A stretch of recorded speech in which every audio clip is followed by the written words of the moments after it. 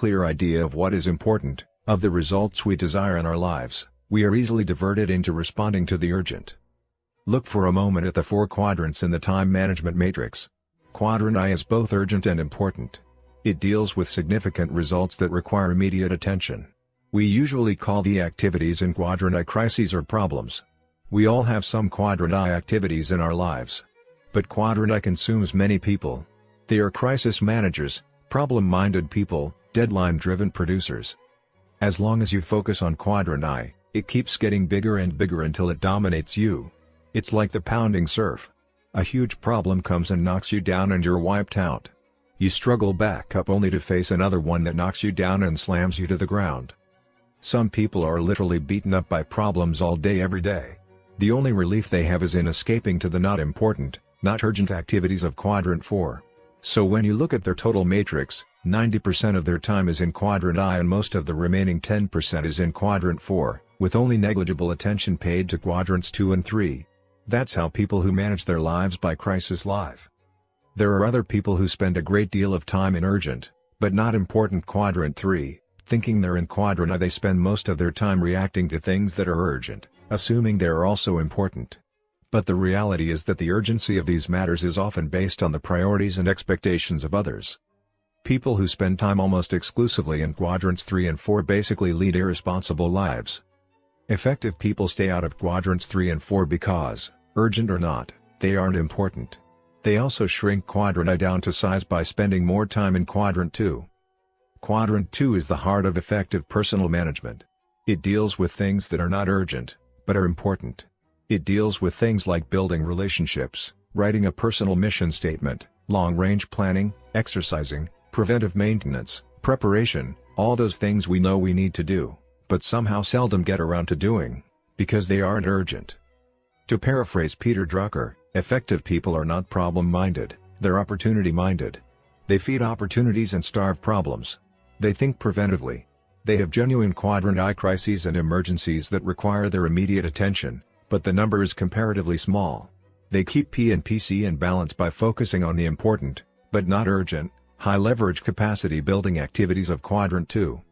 With the time management matrix in mind, take a moment now and consider how you answered the questions at the beginning of this chapter. What quadrant do they fit in? Are they important? Are they urgent? My guess is that they probably fit into Quadrant 2.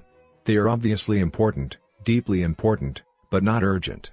And because they aren't urgent, you don't do them. Now look again at the nature of those questions. What one thing could you do in your personal and professional life that, if you did on a regular basis, would make a tremendous positive difference in your life? Quadrant 2 activities have that kind of impact. Our effectiveness takes quantum leaps when we do them. I asked a similar question to a group of shopping center managers. If you were to do one thing in your professional work that you know would have enormously positive effects on the results, what would it be? Their unanimous response was to build helpful personal relationships with the tenants, the owners of the stores inside the shopping center, which is a Quadrant 2 activity. We did an analysis of the time they were spending on that activity. It was less than 5%. They had good reasons, problems, one right after another. They had reports to make out, meetings to go to, correspondence to answer, phone calls to make, constant interruptions. Quadrant I had consumed them. They were spending very little time with the store managers, and the time they did spend was filled with negative energy. The only reason they visited the store managers at all was to enforce the contract, to collect the money or discuss advertising or other practices that were out of harmony with center guidelines, or some similar thing. The store owners were struggling for survival, let alone prosperity. They had employment problems, cost problems, inventory problems, and a host of other problems. Most of them had no training in management at all. Some were fairly good merchandisers, but they needed help. The tenants didn't even want to see the shopping center owners, they were just one more problem to contend with. So the owners decided to be proactive. They determined their purpose, their values, their priorities. In harmony with those priorities, they decided to spend about 1/3 of their time in helping relationships with the tenants. In working with that organization for about a year and a half, I saw them climb to around 20%, which represented more than a 4-fold increase. In addition, they changed their role. They became listeners, trainers, consultants to the tenants. Their interchanges were filled with positive energy. The effect was dramatic, profound. By focusing on relationships and results rather than time and methods, the numbers went up, the tenants were thrilled with the results created by new ideas and skills, and the shopping center managers were more effective and satisfied and increased their list of potential tenants and lease revenue based on increased sales by the tenant stores. They were no longer policemen or hovering supervisors. They were problem solvers, helpers.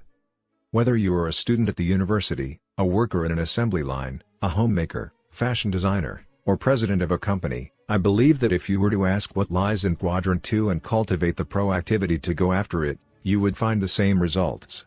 Your effectiveness would increase dramatically. Your crises and problems would shrink to manageable proportions because you would be thinking ahead, working on the roots, doing the preventive things that keep situations from developing into crises in the first place. In time management jargon, this is called the Pareto principle. 80% of the results flow out of 20% of the activities. What it takes to say no. The only place to get time for Quadrant 2 in the beginning is from Quadrants 3 and 4. You can't ignore the urgent and important activities of Quadrant I, although it will shrink in size as you spend more time with prevention and preparation in Quadrant 2. But the initial time for Quadrant 2 has to come out of 3 and 4. You have to be proactive to work on Quadrant 2 because Quadrants 1 and 3 work on you. To say yes to important Quadrant 2 priorities, you have to learn to say no to other activities, sometimes apparently urgent things. Some time ago, my wife was invited to serve as chairman of a committee in a community endeavor. She had a number of truly important things she was trying to work on, and she really didn't want to do it. But she felt pressured into it and finally agreed. Then she called one of her dear friends to ask if she would serve on her committee. Her friend listened for a long time and then said, "Sandra, that sounds like a wonderful project, a really worthy undertaking. I appreciate so much you're inviting me to be a part of it. I feel honored by it. For a number of reasons, I won't be participating myself, but I want you to know how much I appreciate your invitation."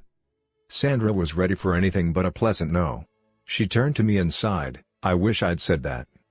I don't mean to imply that you shouldn't be involved in significant service projects. Those things are important. But you have to decide what your highest priorities are and have the courage, pleasantly, smilingly, non-apologetically, to say no to other things. And the way you do that is by having a bigger yes burning inside. The enemy of the best is often the good. Keep in mind that you are always saying no to something. If it isn't to the apparent, urgent things in your life, it is probably to the more fundamental, highly important things. Even when the urgent is good, the good can keep you from your best, keep you from your unique contribution, if you let it. When I was director of university relations at a large university, I hired a very talented, proactive, creative writer. One day, after he had been on the job for a few months, I went into his office and asked him to work on some urgent matters that were pressing on me. He said, "Stephen, I'll do whatever you want me to do. Just let me share with you my situation." Then he took me over to his wallboard, where he had listed over 24 projects he was working on, together with performance criteria and deadline dates that had been clearly negotiated before. He was highly disciplined, which is why I went to see him in the first place. If you want to get something done, give it to a busy man. Then he said, "Stephen, to do the jobs that you want done right would take several days. Which of these projects would you like me to delay or cancel to satisfy your request?" Well, I didn't want to take the responsibility for that. I didn't want to put a cog in the wheel of one of the most productive people on the staff just because I happened to be managing by crisis at the time. The jobs I wanted done were urgent, but not important. So I went and found another crisis manager and gave the job to him. We say yes or no to things daily, usually many times a day. A center of correct principles and a focus on our personal mission empowers us with wisdom to make those judgments effectively. As I work with different groups, I tell them that the essence of effective time and life management is to organize and execute around balanced priorities. Then I ask this question: if you were to fault yourself in one of 3 areas, which would it be? 1. The inability to prioritize, 2. The inability or desire to organize around those priorities, or 3. The lack of discipline to execute around them, to stay with your priorities and organization?